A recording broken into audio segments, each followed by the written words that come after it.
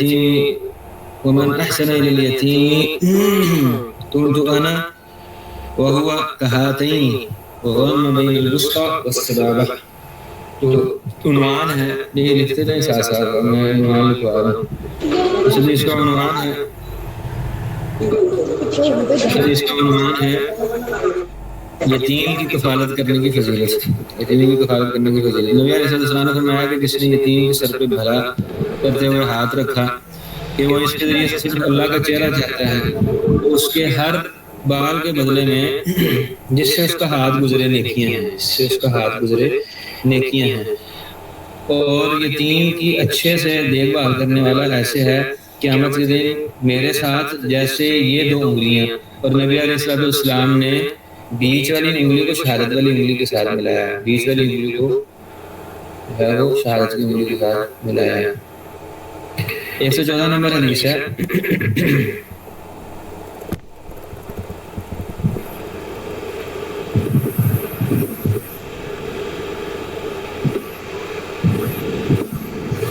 عنوان اس کا ہے کہ آدمی کو زندگی میں گزر بسر کرنے کے لیے کن بنیادی ضرورتوں کی ہے وہ اجازت ہے یا شریعت اس پہ اس کی پکڑ نہیں کرے گی، اور اس سے زیادہ جو ہے اس میں انسان کا حق نہیں ہے. تو کل شیء سوا ذل بیت وجلف الخبز والثوب يواري عورته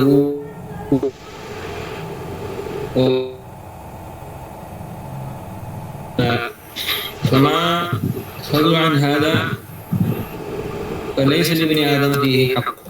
فما فضل عن هذا فليس لابن آدم فيه حق. کہ ہر چیز سوائے گھر کے سائے کے، یعنی چھت ہے آپ کو سائے کے لیے، اور روٹی کے ٹکڑے کے، اور ایسا کپڑا جو آپ کی شرمگاہ کو چھپا لے، اور پانی، اور جو کچھ اس سے زائد ہے اس میں ابن آدم کے لیے کوئی حق نہیں ہے. اور جو کچھ اس سے زائد ہے ابن آدم کے لیے اس میں حق نہیں ہے. تو حق کے ساتھ یہی چیزیں ہیں. صحیح معنوں میں ضرورت کی چیزیں ہیں، صحیح معنوں میں انسان کا حق جن چیزوں پہ ہم ان میں کہتے چیزیں شامل میں گھر کا سایہ، روٹی کا ٹکڑا، اور کپڑا جس سے وہ اپنی شرمگاہ کو چھپا لے، اور پانی پینے کے لیے. اور جو کچھ اس سے زائد ہے اس میں ابن آدم کا حقیقی معنوں میں کوئی حق نہیں ہے. حقیقی معنوں میں کوئی حق نہیں ہے. وہ ساری ضرورت سے زائد چیزیں ہیں. کسی نے ان کو ضرورت بنا لیا ہے، ٹھیک ہے، کسی نے اپنا جینا مرنا ان چیزوں کے اوپر منحصر کر لیا ہے. ایک آدمی ان چیزوں کے ساتھ زندہ رہ سکتا ہے، یہ دنیا اس کی گزر سکتی ہے. نعمان بن بشیر رضی اللہ تعالیٰ عنہ کی روایت ہے،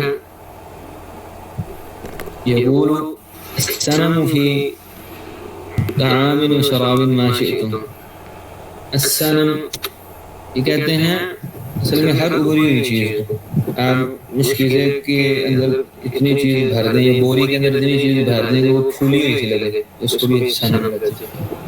سین کے ساتھ ایک صاد کے ساتھ سنم ہوتا ہے، اس کا مطلب بوتا ہوتا ہے. اسی طرح جب پنکھڑی نکل جاتی ہے اور نکل کے جو ہے نا اس پہ پھول لگتے ہیں، یا بیج جو ہے وہ اپنا پھوٹ کے اپنی جو ہے نا بالی نکالتا ہے جس پہ دانے لگتے ہیں، تو اس کو بھی جو ہے نا وہ سنم بول دیا جاتا ہے.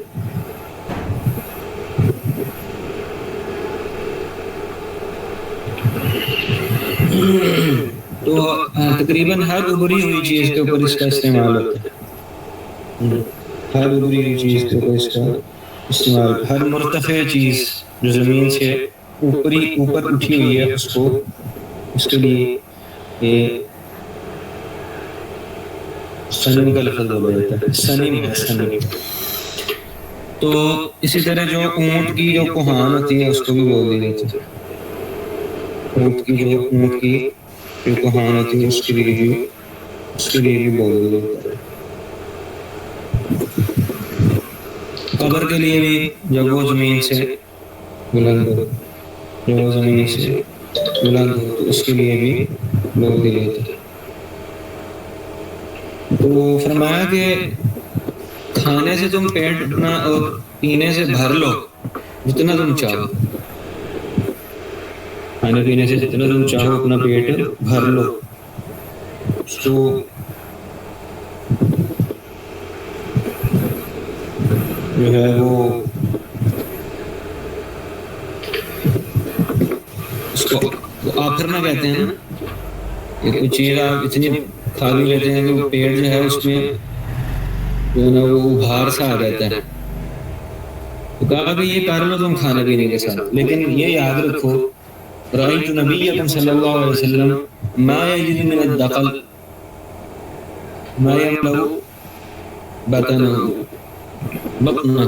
کہ نبی علیہ السلام میں نے تمہارے نبی کو دیکھا تو ان کے پاس ردی، دقل کہتے ہیں ردی کھجوروں کو، اور دعوتم یعنی ردی جو کھجور ہوتے ہیں اس کو کہتے ہیں دقل. ما یملؤ بطنہ، تو نبی علیہ السلام اس کے ساتھ اپنا پیٹ بھر لیا کرتے تھے. تو چند کھجوریں، اور وہ بھی کھجوریں یہ نہیں کہ اجوا اور جناب سپری اور جناب وی آئی پی قسم کی کھجوریں، وہ بھی جو ردی قسم کی کھجوریں ہوتی تھی وہ.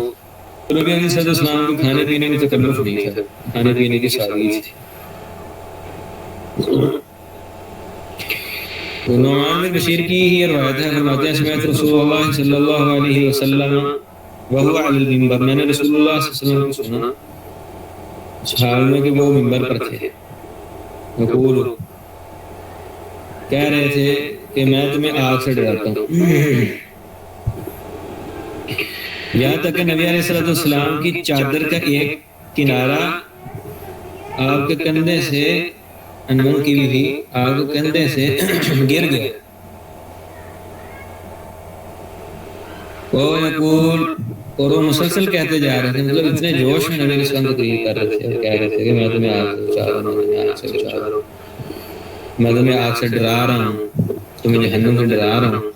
کہ نبی علیہ السلام کے جو کندھوں پر چادر تھی اس کا ایک کنارہ گر گیا، اور آپ اس حالت میں بھی کہتے رہے کہ میں تمہیں جہنم سے ڈراتا ہوں. وَلَوْ كَانَ مَكَانِي هَذَا لَا أَسْمَعَ أَهْلَ السُّوقِ أَوْ مَنْ شَاءَ اللَّهُ مِنْهُمْ، اور اگر وہ میرے اس جگہ میں ہوتے، اور اگر وہ میرے اس جگہ پہ ہوتے تو اتنی اونچی آواز تھی اس وقت نبی علیہ السلام کی کہ اگر وہ اس جگہ یعنی کوفہ کی مسجد میں وہ تقریر کرتے ہیں نعمان بن بشیر، تو کہتے ہیں کہ اگر میری جگہ اس جگہ رسول اللہ صلی اللہ علیہ وسلم کھڑے ہوتے نا تو آپ کی آواز بازار والے بھی سن لیتے، اتنی اونچی آواز. او من شاء اللہ منہم، اللہ تعالیٰ جس تک چاہتا اس تک نبی علیہ السلام کی آواز پہنچ دیتے. تو ایک تو نبی علیہ السلام بہت جوش میں اور اونچی آواز میں کہہ رہے تھے، اور دوسرا یہ ہے کہ نبی علیہ السلام اس کو مسلسل کہہ رہے تھے، یہاں تک کہ آپ کی چادر کا ایک کنارہ جو ہے، ایک پلو جو ہے وہ آپ کے کندھے سے نیچے گر گیا. تو کہہ رہے تھے کہ میں تمہیں آگ سے بچا رہا ہوں، آگ سے بچا رہا ہوں. فهو علی منبر الکوفہ، اور نعمان بن بشیر جو ہے اس وقت کوفہ کے منبر پر تھے. تو کہتے ہیں کہ اگر رسول اللہ میری اس جگہ پہ کھڑے ہوتے تو آپ کی اتنی اونچی آواز تھی جب یہ خطبہ ارشاد فرما رہے تھے کہ اگر یہاں کھڑے ہو کے خطبہ دیتے تو بازار والے بھی نبی علیہ السلام کی آواز کو سن لیتے تھے. اچھا جی. سمعت جابر قال رسول اللہ صلی اللہ علیہ وسلم لا تمنوا الموت، تمنوا موت کی تمنا نہ کرو، فإنه هول المطلق شدید، وإن من سعادة العبد أن يطول عمره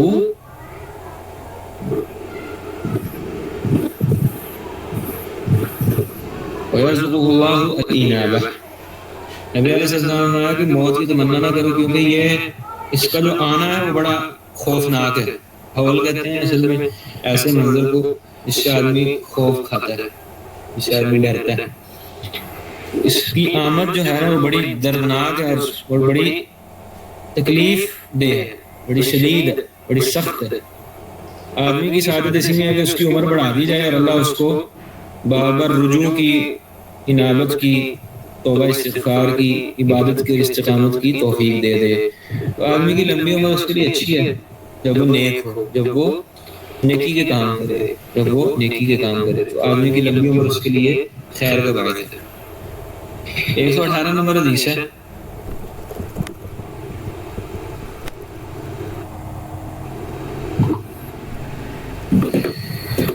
ابو ہریرہ رضی اللہ تعالیٰ عنہ اس کے راوی ہیں.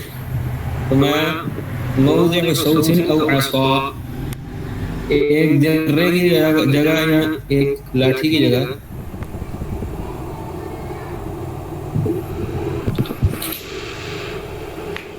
الجنت خیر مما بین السماء والارض، وہ جو کچھ زمین و آسمان کے درمیان ہے وہ سب سے بہتر ہے، سب سے اچھی ہے. جی آگے.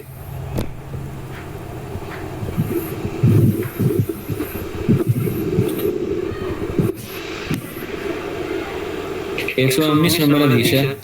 لو ان اہل العلم صانوا علمهم، یہ بڑی عظیم حدیث ہے، بہت ہی عظیم حدیث ہے. اللہ رب العزت جو ہے وہ صحیح معنوں میں ہمیں اس حدیث سے مستحق بنا دے خیر کے اعتبار سے. لو ان اہل العلم صانوا علمهم، اگر اہل علم اپنے علم کی حفاظت کریں، ووضعوه عند اہلہ، اور اس کو علم حاصل کرنے والوں کے سامنے پیش کریں، یعنی جو علم کی جگہ بنتی ہے اسے اس جگہ پہ رکھیں، اس جگہ پہ پیش کریں. تفاضوا به، تو وہ اس کے ساتھ حکمرانی کریں، وہ علم کے ذریعے سے لوگوں کے دلوں پہ راج کریں. تفاضوا به اہل زمانہ، تو وہ اپنے زمانے کے لوگوں پر کیا کریں؟ راج کریں. وَلَكِنَّهُمْ أَتَوْا بِهِ أَهْلَ الدُّنْيَا، لیکن ہوتا یہ ہے کہ اہل علم اپنے علم کے ساتھ دنیا والوں کے پاس آتے ہیں، فقیری میں جینا نہیں سیکھتے، فقیروں پہ علم حاصل کرنے والوں پہ، علم کو شوق رکھنے والوں کے سامنے علم پیش نہیں کرتے. جو حقیقی معنوں میں پڑھنا چاہتے ہیں ان کو نہیں پڑھاتے، اور جو واقعی علم کے مستحق ہیں ان کو نہیں علم پڑھاتے. تو کیا ہوتا ہے؟ دنیا داروں کے پاس لے آتے، بادشاہوں کی مجالس میں آنے جانا شروع کر دیتے ہیں، اور امیر لوگوں کے چکر لگاتے ہیں، اور ان کی توجہ اپنی طرف کھینچنا اور مبذول کروانا ان کا مقصود زندگی بن جاتا ہے، اور ان کا منشا چاہت جو ہے وہ اسی بات میں ہے کہ اہل دنیا جو ہے وہ ان سے مانوس ہو جائیں. تو میں فاستخفوا بہ، تو وہ ان کی نظروں میں ہیچ ہو جاتا ہے. ایسا آدمی، ایسا عالم جو ہے وہ دنیا کی نظروں میں ہیچ ہو جاتا ہے، حقیر ہو جاتا ہے، اور ناقابل عزت بن جاتا ہے. شیخ الاسلام کے مقدمہ میں سلف میں سے کسی کو قول ہے، انہوں نے کہا کہ جب انہوں نے دیکھا اپنے ساتھی کو وہ نااہل لوگوں کو علم پیش کر رہے تھے، انہوں نے کہا کہ نااہل لوگوں کو علم پیش کرنا ایسا ہی ہے جیسے آدمی خنزیر کے گلے میں ہار ڈالے. نااہل لوگوں کو علم دینا ایسا ہی ہے جیسے آدمی خنزیر کے گلے میں آدمی کیا کرے؟ ہیروں کے جواہرات کے ہار پہنائے. تو اہل علم کی جو جگہ ہے وہ کیا ہے؟ مسجد مدرسہ ہے، علمی مجالس ہیں، خیر کی جگہ ہیں، باغ وصیت کی جگہ ہیں، اور ان کا کام جو ہے وہ لوگوں کی ہدایت اور لوگوں کی تربیت اور لوگوں کو راہ دکھانا ہے. نہ کہ ان کا کام یہ ہے کہ وہ درباری علماء بن جائیں، علماء سو بن جائیں، وہ امیر لوگوں کے چکر لگائیں، ان کی توجہ حاصل کرنے کی کوشش کریں، ان سے اپنے رشتہ قائم کریں، ان سے وابستگیاں رکھتے پھریں. ایسی صورت میں ایسا عالم جو ہے وہ دنیا کی نظروں میں ہیچ ہو جاتا ہے. نبی علیہ السلام نے سمعت نبیکم، میں نے تمہارے نبی کو یہ کہتے ہوئے سنا. یہ عبداللہ بن مسعود کا قول تھا، جو پیچھے گزرا یہ عبداللہ بن مسعود کا قول تھا.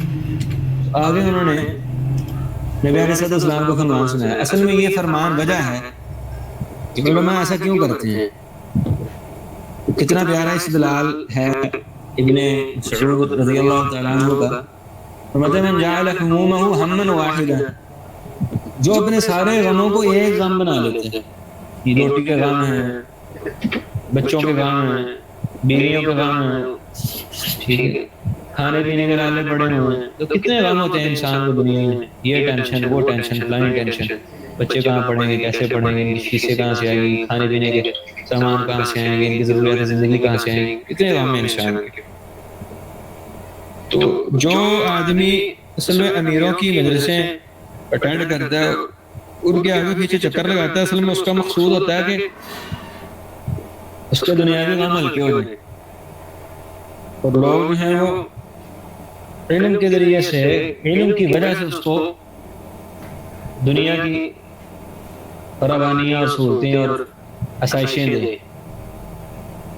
تو میں کہ من جعل ہمومہ ہما واحدا، جو اپنے غم کو ایک غم بنا لیتا ہے، اور وہ غم کیا ہے؟ آخرت کا غم ہے، دین کا غم ہے، اللہ کا غم ہے، اس کی بس ایک ہی دھن ہے، ایک ہی ہٹ ہے اس کی، ایک ہی عادت ہے، بس دین کا کام کرنا ہے، اللہ کا کام کرنا ہے، ٹھیک ہے، اللہ کی رضا چاہیے، اللہ کا چہرہ چاہیے۔ ایسا نہیں ہے کہ بعض لوگ دعوت میں بھی اندھے ہو جاتے ہیں، دعوت دینے میں بھی وہ حد سے تجاوز کر لیتے ہیں، اور دعوت ان کا مشغلہ بن جاتا ہے۔ دعوت للہ نہیں رہتی، دعوت اللہ کے لیے نہیں رہتی، بلکہ دعوت جو ہے وہ ان کا شوق بن جاتا ہے، ان کی ہیبٹ اور ان کا مشغلہ بن جاتا ہے، اور ان کی عادات میں شمار ہونے لگتے ہیں۔ اب ان کو ہر جگہ ممبر چاہیے ہوتا ہے، ہر جگہ ان کو تقریر کے لیے جگہ چاہیے ہوتی ہے، ہر جگہ ان کا شوق یہ ہوتا ہے کہ ان کی بات سنی جائے، ہر جگہ ان کو تقریر جھاڑنے کا جو ہے وہ شوق سر پہ سوار رہتا ہے۔ تو بس ان کی اصل میں دھن یہ ہے کہ وہ اللہ کو راضی کر لیں، آخرت کا چہرہ حاصل کر لیں۔ ہمیں من جعل ہمومہ، اللہ کا چہرہ حاصل کریں اور آخرت کا گھر حاصل کریں۔ من جعل ہمومہ ہما واحدا کفاہ اللہ عز وجل سائر ہمومہ، تو ایسے آدمی کے سارے غموں کی طرف سے اللہ رب العزت کافی ہو جائے گا، اس کے سارے غموں کی طرف سے اللہ رب العزت کافی ہو جائے گا۔ ومن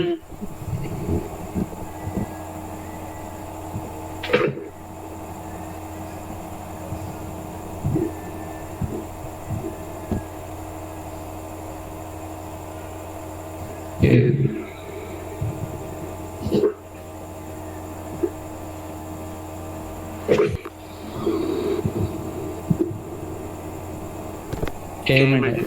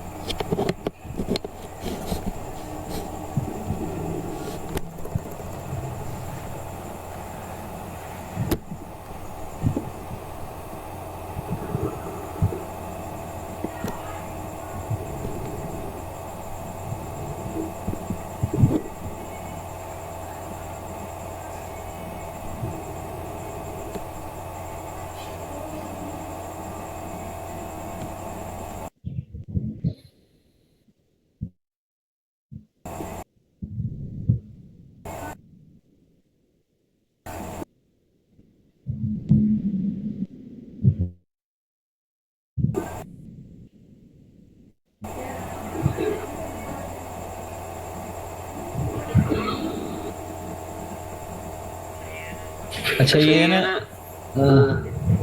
تشعبت لکھا ہوا ہے، یہ تا ہے، ٹھیک ہے، یہی میں دیکھ رہا تھا کہ یہ کیا ہے۔ من تشبعت به الہموم، اور جس کے امور بکھر گئے، دون احوال الدنیا،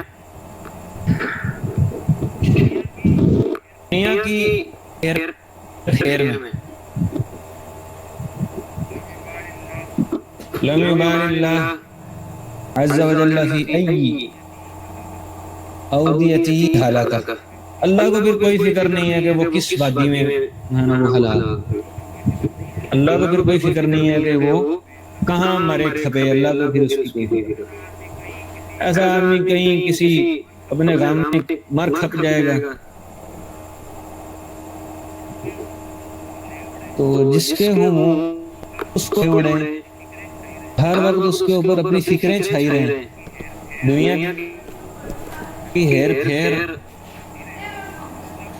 جو ہے وہ اس کو کھاتی رہے ہر وقت، پھر اللہ کو کوئی فکر نہیں ہے کہ وہ اس گھاٹی میں اس کی موت واقع ہو، اس جگہ وہ مر کھپ جائے۔ تو اس حدیث سے استدلال کیا ابن مسعود رضی اللہ عنہ نے اور کہا کہ اگر اہل علم اپنے علم کو اہل لوگوں کے ہاں رکھیں تو وہ اہل زمان پہ راج کریں، اور اگر وہ دنیا داروں کے چکر لگاتے پھریں تو وہ پھر ایسا نظروں میں ہیٹ ہو جاتے ہیں۔ نعوذ باللہ من ذالک۔ تو یہ وہ حدیث جو پچھلے دنوں میں یاد نہیں آ رہی تھی کہ جو اپنے غم کو ایک غم بنا لے اللہ اس کے امور کے لیے کافی ہو جاتا ہے، اور اس کے دل کو غنی کر دیتے ہیں، بعض فروغ میں الفاظ اس کے دل کو غنی کر دیتے ہیں، اور جس کے غم بکھر جائیں پھر اس کا کوئی کام بھی اس کے ہاتھ نہیں لگتا، وہ ہمیشہ ہی جو ہے نا وہ ہلکان رہتا ہے یہاں تک کہ قبر میں پہنچ جائے، ہر وقت ہی وہ ہلکان رہتا ہے، اعوذ باللہ من ذالک، کتے کی طرح جو ہے نا وہ ہر وقت اس کی زبان باہر ہی رہتی ہے، اور فقر اس کی اور غریبی جو ہے نا اس کی آنکھوں کے درمیان لکھی جاتی ہے، اور پھر اللہ کو کوئی فکر نہیں ہے، وہ کہاں مرتا ہے، اللہ کو کوئی فکر نہیں۔ تو دیکھیں جو باہر جاتے ہیں کمانے کے لیے اور وہاں کی زندگی کا حصہ بن جاتے ہیں، آپ کیا سمجھتے ہیں کہ ان کی زندگی بڑی اچھی ہو جاتی ہے؟ مال کی کثرت بھی اچھے ہونے کی علامت نہیں ہے، ان کو روٹین کی زندگی کے علاوہ ان کو کوئی میسر ہی نہ ہو کچھ، ہر وقت ادھر سے ادھر نکلے، ادھر سے ادھر نکلے، وہاں سے یہاں سے وہاں گئے، وہاں سے وہاں گئے، یہاں کام وہاں کام، چھٹی کے دن کام، ٹھیک ہے، ہفتے کے دنوں میں کام، صحیح ہے، اور پھر بھی فقیری ختم نہیں ہو رہی، ہاتھ کچھ بھی نہیں آ رہا، ہاتھ کچھ بھی نہیں آ رہا، ہر وقت کمانے کی دھن میں ہے لیکن ہاتھ کچھ بھی نہیں آ رہا۔ تو یہ ہے اصل میں جس کی فکریں بٹ جائیں دنیا کی ہیر پھیر میں، پھر جو ہے نا جناب فقر اس کا مقدر بن جاتا ہے، ہاتھ اس کے کچھ نہیں آتا، اور جو ہے نا امور بھی اس کے بکھرے رہتے ہیں، یہ بھی نہیں کہ امور ہی کہیں سمٹ جائیں، ہاتھ لگ جائیں، اور اللہ کو کوئی فکر نہیں ہے کہ اس بندے کی موت کہاں آنی ہے، کس حالت میں آنی ہے، اللہ کو اس کی کوئی فکر نہیں۔ 120 نمبر دیکھیں روایت، ان اللہ عز و جل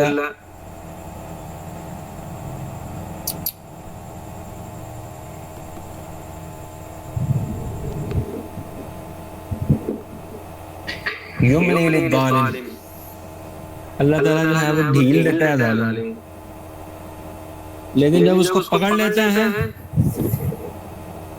پھر اس کو اللہ رب العزت کیا ہے مہلت دے دیتا ہے۔ پھر یہ آیت پڑھی رسول اللہ صلی اللہ علیہ وسلم نے، وَكَذَلِكَ أَخْذُ رَبِّكَ إِذَا أَخَذَ الْقُرَىٰ وَهِيَ ظَالِمَةٌ، جب تیرے رب نے پکڑ کی نا بستیوں کی تو پھر ایسی پکڑ کی کہ پھر وہ دیکھتے رہ گئے کہ یہ ہوا کیا ہمارے ساتھ، تو اللہ نے کسی کو پر ایسے ہی نہیں پکڑ کی، جب پکڑ کی تو ایسی حالت میں پکڑ کی کہ وہ ظالم تھی، وہ بستیاں کیا تھیں ظلم کرنے والی تھیں۔ جی بیٹا آگے۔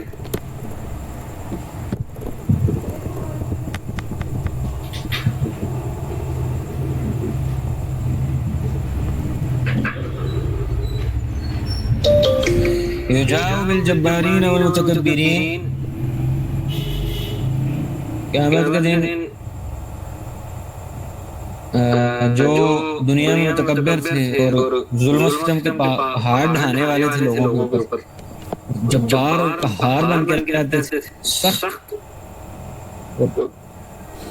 ہر وقت جو ہے وہ لوگوں پہ ظلم، وڈیرا نظام میں رہنے والے لوگ جو ان کی بیٹی ان سے زیادتیاں بھی کریں، جب جس کے دل میں آیا، جس کے منہ پہ چاہا تھپڑ جڑ دیا، تو ایسے لوگ جب آئیں گے تو وہ چونٹیوں کی صورت میں ہوں گے،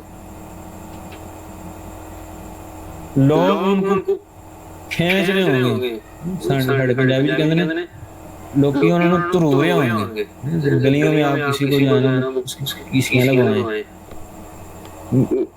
من حوانہم علی اللہ عز و جل، کہ اللہ کے نزدیک وہ بڑے گھٹیا قسم کے لوگ ہوں گے، تو چونٹیوں کی صورت میں آئے گا، لوگ ان کی جو ہے نا وہ ٹانگوں سے پکڑ کے ان کو جو ہے نا وہ رسوا کر رہے ہوں گے، ان کو جو ہے نا وہ گھسیٹ رہے ہوں گے، حتی یقضی بین الناس، تک کہ اللہ تعالیٰ جو ہے وہ لوگوں کو فیصلہ کر دے. پھر جو ہے وہ ان جبار متکبر اور بادشاہ ٹائب عالم لوگ ہوں گے، ان کو کیا کیا جائے گا، ان کو انیار، جہنم کے انیار پہ لایا جائے گا. رسول اللہ صلی اللہ علیہ وسلم سے کہا گیا کہ یہ انیار کیا ہے؟ فرمایا کہ اشارت اہل النار، اسیر کہتے ہیں رس کو. فرمایا کہ جہنمیوں کی جو پیپ اور ریشے اور خون اور اس کی بدبو اور اس سب کا جو نچوڑ اور حاصل ہوگا، یہ اشارت اہل النار ہے. اس کو انیار کے ساتھ اللہ کے رسول نے تعبیر فرمایا، انیار کے ساتھ. تو انیار پہ لایا جائے گا. انیار سے کیا مراد ہے؟ جہنمیوں کی پیپ اور ان کا رشتہ ہوا گندا اور بدبودار مادہ جو ان کے زخموں کے ناسوروں سے بہہ رہا ہوگا. 122 نمبر حدیث دیکھیں.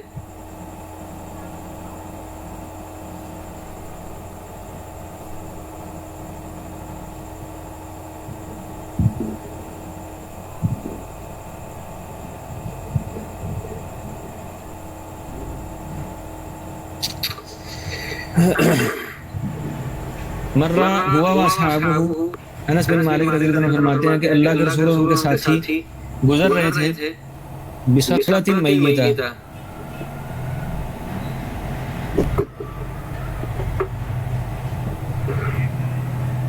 ایک کہنے میں بکری کا مرا ہوا میمنہ تھا. صخرہ کہتے ہیں بکری کے میمنے، اور میتہ مرا ہوا. قال لهم هل ترون هذه هانت على اهلها، کیا خیال ہے تمہارا، یہ جن کی بکری ہے یا یہ بچہ جس بکری کا ہے اس کے مالک اس کو کیسے سمجھتے ہوں گے؟ تو کیا ان کے اوپر یہ حقیر نہیں ہے؟ قالوا صحابہ نے کہا نعم یا رسول اللہ، کیوں نہیں اللہ کے رسول.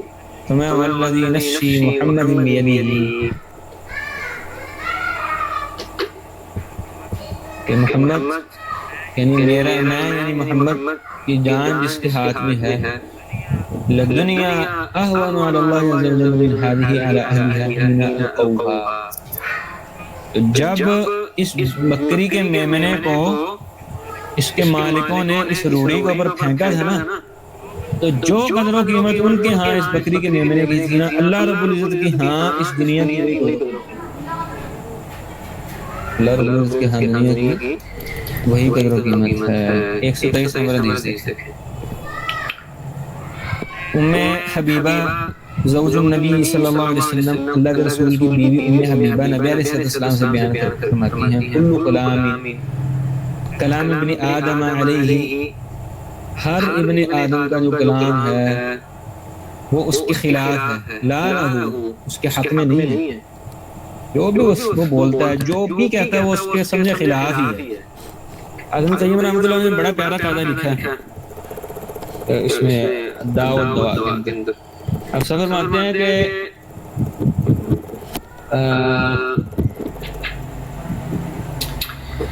آدمی جب بھی کلام کرے تو سوچے کہ کیا میرا یہ بولنا جو ہے یہ مجھے آخرت میں نفع دے گا،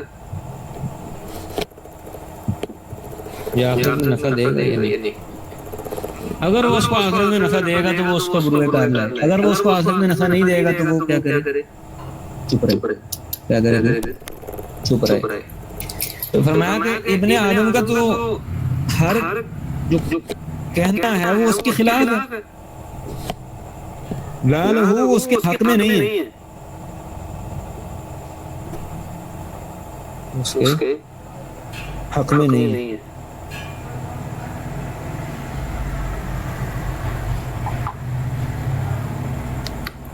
الا امر بالمعروف او نهی عن المنکر او ذکر اللہ عز وجل، سوائے امر بالمعروف کے، نیکی کے حکم دینے سے اور برائی سے روکنے کے، اور اللہ کے ذکر کے. قال رجل لسفیان ما اشد هذا الحدیث، آدمی نے جب ایک آدمی بیٹھا ہوا تھا سفیان ثوری کے پاس، جب اس نے یہ حدیث سنی تو اس نے کہا اتنی سخت حدیث ہے. قال سفیان وما شدته، کیا اس میں شدت کی بات ہے؟ جبکہ یہ بات تو اللہ تعالیٰ کے قرآن میں بھی موجود ہے. میں لا خیر فی کثیر من نجواہم، یہ آیت پڑھ کے سنیے. یہ معنی تو حدیث میں چھوڑو قرآن میں بھی موجود ہے. فرمایا کہ ان کی کتنی ہی خسر ہے جو ان کے لیے خیر ثابت نہیں ہوگی. الا من امر بصدقۃ، الا یہ کہ جو صدقے کا حکم دیتا ہے، او معروف یہ نیکی کا حکم دیتا ہے، او اصلاح بین الناس، لوگوں کے درمیان اصلاح اور درستی کا حکم دیتا ہے. قال تبارک و تعالی وتواصوا بالحق وتواصوا بالصبر، کہ جو اہل ایمان خسارے سے بچیں گے وہ ہیں جو حق کی وصیت کرتے ہیں، حق کا ایک دوسرے کو حکم دیتے ہیں اور صبر کی ایک دوسرے کو تلقین کرتے ہیں. اور اسی طرح اللہ رب العزت نے فرمایا ولا يشفعون الا لمن ارتضى، کہ انبیاء، فرشتے اور جو بھی نیک لوگ جنہیں شفاعت کی اجازت دی جائے گی وہ اسی بندے کے لیے سفارش کر سکیں گے. یعنی سفارش کے لیے اپنی زبان سے کلمہ اسی شخص کے لیے نکال سکیں گے جس کے لیے اللہ چاہے گا. الا لمن ارتضى، جس کے لیے اللہ پسند کرے گا. تو وہاں تو مطلب حق ملنے کے باوجود اللہ رب العزت جس کو سفارش کا حق دے رہے ہیں وہ آدمی بھی اس بندے کی سفارش کر سکے گا جس کے لیے اللہ رب العزت رضامندی ظاہر کرے گا کہ اس بندے کے حق میں کرو تو وہ. اسی طرح اللہ رب العزت فرمایا الا من اذن له الرحمن. بیٹا نیچے آ جانا. ورضی له قولا، ٹھیک ہے. تو شفاعت کا حق اس کو ملے گا جس کی بات کو اللہ پسند کرے گا اور پھر رحمان اس کو اجازت دے گا. ایسا نہیں ہے کہ ہر بندے کو سفارش کا حق ہوگا، قیامت کے دن بولنے کا حق ہوگا، بلکہ بولنے کا حق اسی کو ہوگا جس کو رحمان بولنے کی اجازت دے اور اس کے بولنے کو وہ پسند کرے گا. قال سفیان هذا كلام ربي عز وجل الذي جاء به جبريل عليه السلام. تم حدیث کے بارے میں کہہ رہے تھے کہ کتنی شدید ہے، یہ ہمارے رب کا کلام ہے وہ کہ جس کو جبریل امین علیہ السلام کیا ہے محمد رسول اللہ صلی اللہ علیہ وسلم کے سینہ اطہر پر لے کر نازل ہوئے. اچھا 124-25 تک پڑھیں گے انشاءاللہ. 124 نمبر حدیث ہے، اس میں نبی علیہ السلام کی جو دل کی نرمی ہے نا اس کا ذکر ہے. جیسا کہ نبی علیہ السلام نے ایک دفعہ اپنے سامنے اپنے بیٹے کو بوسہ دیا تو ایک جو بدوی تھا اس نے کہا کہ اللہ کے رسول آپ اپنے بچوں سے پیار کرتے ہیں؟ تو کہا کہ ہاں. اس نے کہا کہ میرے تو اتنے بچے محبوب ہم سے کبھی نہیں پیار کیے. تو میں کہا پھر یہ تو ایسے ہی ہے جیسے اللہ نے دل سے راہ نہیں کھینچ لی. تو انس بن مالک کہتے ہیں کان ارحم الناس بالصبیان، بچوں کے ساتھ سب سے زیادہ رحم رکھنے والے تھے. چھوٹے بچے جو تھے ان کے بارے میں سب سے زیادہ رحیم اور شفیق نبی علیہ السلام پائے گئے. اور یہ دل کی نرمی کی نشانی ہے، دل کی سلامتی کی نشانی ہے. آپ کا ایک بیٹا تھا، وہ مدینہ کی کسی بستی میں کسی کونے خدرے میں کسی کے گھر پرورش پاتا تھا. وَكَانَ ذِئْرُهُ قَيْنًا، اور جو وہ عورت تھی جس کے ہاں پرورش پا رہا تھا اس کا جو خامن تھا وہ کیا تھا؟ لوہار تھا. وَكَانَ يَأْتِيهِ وَنَحْنُ مَعَهُ، نبی علیہ السلام جاتے اور ہم ساتھ ہوتے. وَقَدْ دَخَّنَ الْبَيْتَ بِالْأَذْخَرِ، اور اس نے اپنے گھر کو ازخر بوٹی کے ساتھ جو ہے ازخر بوٹی کے ساتھ جو ہے وہ کیا ہوتا، دھونی دی ہوتی، مطلب جلانے کا کام آتی. ہمارے یہاں بھی آپ دیکھیں کہ کچھ جاڑیاں اس طرح کی ہوتی ہیں، اوپلے وغیرہ بھی اسی طرح ہیں، یہ جو جانوروں کے گوبر سے بنتے ہیں اس کو ہم پاتھیے کہتے ہیں. تو ان کا بڑا عجیب قسم کا دھواں ہوتا ہے اور یہ ناقابل برداشت دھواں ہوتا ہے. تو اس نے بھی اپنی بھٹی کو جلانے کے لیے ازخر بوٹی کا استعمال کیا ہوتا. تو دخن البیت بالازخر، ازخر بوٹی کے ساتھ اس نے جو ہے نا وہ گھر میں دھونی دی ہوتی، ہر طرف دھواں ہی دھواں ہوتا. تو فیشمہ ویقبلہ، نبی علیہ السلام اس کو سونگتے، اس کو اپنے سینے کے ساتھ لگاتے، اپنے طیب کرتے اور اس کو بوسے دیتے اپنے بیٹے کو. تو عربوں کا یہ رواج تھا کہ وہ پرورش کے لیے خالص دیہاتی ماحول میں بچوں کو بھیج دیتے تاکہ بچے خالص عربی سیکھیں اور دیہاتی ماحول میں رہیں اور اونٹنیوں کا دودھ پئیں اور جو ہے نا وہ مضبوط ہوں. تو یہ سارے مقاصد جو ہیں وہ پیش نظر ہوتے تھے جب عرب جو ہے وہ اپنے بچوں کی پرورش کے لیے ان کو، اور یہ باقاعدہ شعبہ ہوتا تھا، باقاعدہ پیشہ ہوتا تھا. اس کے لیے مخصوص گھرانے جو ہیں ان کو داعیہ بولا جاتا تھا. داعیہ داعییں جو تھیں وہ مختلف جو ہے شہرتوں سے یعنی مختلف لوگوں میں سے معروف تھیں، تو انہی کے پاس جو ہے وہ بچے اس طرح باقاعدہ چھوڑے جاتے تھے اور ان کو پھر حفظ وغیرہ دیا جاتا تھا. تو نبی اسلام اپنے بیٹے سے ملنے جاتے ہیں، اس کو اپنے گلے سے لگاتے، اس کے نبی علیہ السلام جو ہے وہ بوسے دیتے. ثم یرجع، پھر نبی علیہ السلام لوٹ آتے، پھر نبی علیہ السلام لوٹ آتے. اس سے اگلی حدیث ہے 125 نمبر، افضل الصیام بعد رمضان شہر اللہ المحرم. تو رمضان کے بعد سب سے زیادہ فضیلت کے روزے اللہ کے مہینے المحرم کے ہیں، اس کا بھی آغاز ہونے والا ہے. یہ نیچے کریں، اس کی سند صحیح نہیں ہے، نیچے کیجیے گا تھوڑا، نیچے کریں، نیچے 125 مسلم کی روایت ہے، مسلم کی روایت ہے. لیکن نبی علیہ السلام کے بارے میں تو آتا ہے کہ سب سے زیادہ روزے جو ہیں نا رمضان کے بعد اماں جی فرماتی ہیں کہ اس کے رکھتے تھے شعبان. تو یہ دیکھنا پڑے گا مسلم کی روایت اس کا کیا حکم ہے. ہو سکتا ہے امام صاحب اس کو کئی اسناد کے ساتھ اور کئی متون کے ساتھ لائے ہیں. تو علی کل حال، تو افضل الصیام بعد رمضان شہر اللہ المحرم وافضل الصلاة بعد الفریضہ صلاة اللیل.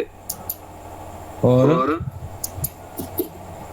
نمازوں میں سے فرض نماز کے بعد سب سے فضیلت والی نماز جو ہے وہ رات کی نماز، سب سے زیادہ فضیلت والی نماز جو ہے وہ رات کی نماز ہے. تو میں نے آپ کو بتایا تھا کہ رات کی نماز اصل میں وتر کی نماز ہے، اس کے ساتھ آپ 2 رکعتیں 4 رکعتیں. تو علی الاطلاق جو ہے یہ وتر کی نماز نوافل میں سے سب سے فضیلت والی نماز، ٹھیک ہے. اور اس کا افضل وقت جو ہے وہ رات کا آخری پہر ہے، اس کا افضل وقت جو ہے وہ رات کا آخری پہر ہے.